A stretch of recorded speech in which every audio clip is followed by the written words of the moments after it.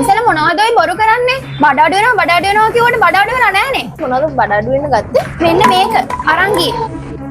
කොච්චර කාලයක් පාවිච්චි කළාද මේක? මාස දෙකක් පාවිච්චි කරා. එනකොට කිසිම ප්‍රතිඵලයක් නැහැ. මේ එක බෝතලේ මාස දෙකක්? ඔව්. මේක පාවිච්චි කරන්න පුළුවන් මාසෙයිනේ. මිස් මේ තිබිච්ච විදිහට උදේ හවස පාවිච්චි කළාද? ඔව් එහෙම තමයි පාවිච්චි කරේ. මගේ වැඩත් එක මට හරියට පාවිච්චි කරන්න බැරි වුණා.